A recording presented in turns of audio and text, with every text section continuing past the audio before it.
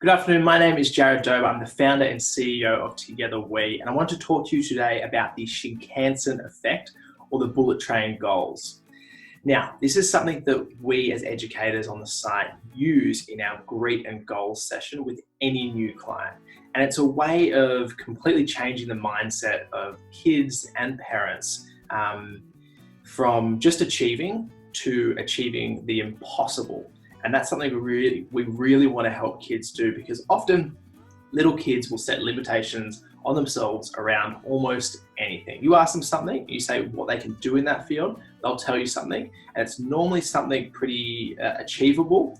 But if we want them to go beyond, we want them to expand what their future potentially holds for them, we need something incredible. And for us, that's the Shinkansen Effect.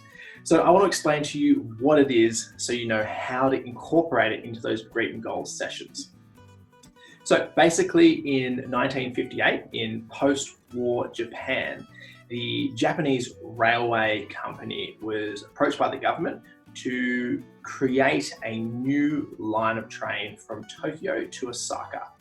And they wanted to create a fast train, pretty much to get there quickly. And they were hoping to bid for the 1964 Olympics. And so this was part of their plan. And so they went to those engineers at Japanese Railway and they said, build us a fast train. And so a couple of months later, they came back to them and they said, here you go, here is a fast train. And the government, the Japanese Railway executives looked at it and they said, not good enough. This is only going to go 100 kilometers an hour. And now in that day, that would have been one of the fastest trains on the planet. But the executives from Japanese Railway said, we want something that goes twice as fast. And so the engineers looked at each other and said, this is impossible. And the executives said, look, the government has given us unlimited money to achieve this goal. Go away and achieve it. So they set themselves an impossible task. 2 months later, the engineers came back to the executives with a proposal for a train that could go over 200 kilometers an hour. Now, this would not have happened if we were asking for the achievable, but they were asked for the impossible. So instead of looking at ways in which they could increase the horsepower within the train, an existing train, they had to look about how they could redesign the entire train itself. Every carriage, the engine system, the actual tracks it ran on, and the path that it went from Tokyo to Osaka. They had to reimagine everything that was possible for a train to potentially go over 200 kilometers an hour. So this is kind of the thinking that we're trying to get out of children. So within our greet and goals session, we're trying to end those sessions on laying down an impossible challenge to these kids that we believe is achievable, but they totally do not. Your session will start with getting to understand these children, their families, maybe their commitments, and what it is they're trying to achieve with you. Now, this goal will most likely be very achievable because kids set pretty realistic limitations on themselves, or if they're trying to achieve something academically, it's normally something within their reach. It is your task, it's your challenge within this session to potentially, if you can, test around those problem areas that they're having trouble with, or set a homework task that will test them later on. And then ask them, what do they believe is impossible within the subject that you're doing? Is it that impossible is passing ancient history in the HSC? Every child is going to be completely different. For one child, getting a band 6 is impossible. For another, achieving a band 4 is impossible.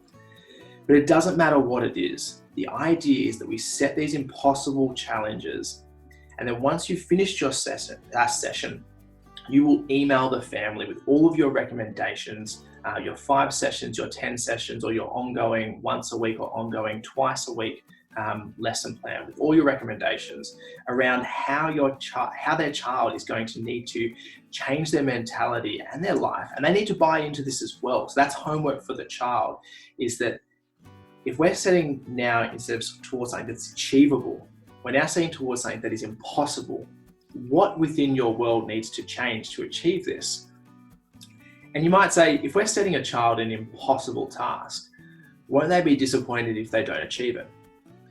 Well, we'd much rather than be disappointed at achieving or just falling short of the impossible than achieving something that they always could have achieved. I'm happier if somebody's disappointed because they pushed themselves beyond what they previously thought was possible for themselves, and now because they've achieved this goal, their life, I'm pretty happy. And I think all of our teachers, I think you will be yourself, in that using this mentality, it keeps the child accountable, it keeps you accountable, it keeps parents accountable, that this is a holistic change that we can put into play to hopefully open up a child's mindset to whatever they believed was impossible before in life is potentially now possible. So this is the Shinkansen Effect in Japanese, or the bullet train methodology, or bullet train goals. You can use it in any way, but we've also got a A4 PDF that if you don't have a copy of already, get in contact with us at info@togetherwe.com.au and we'll send that to you. It's got those step-by-step procedures to do within a session. Your session is up to you. The way you adapt this is certainly up to you, but it's an amazing methodology, an amazing mind frame and mind change for kids if we can put it into practice. And I think it really does lock in you with a family, becoming a part of their academic and potentially extracurricular journey as well through tutoring. So have fun with it. Get in touch if you're having any issues with it. Look at that A4 and ask any questions you have. But that is the Shinkansen Effect.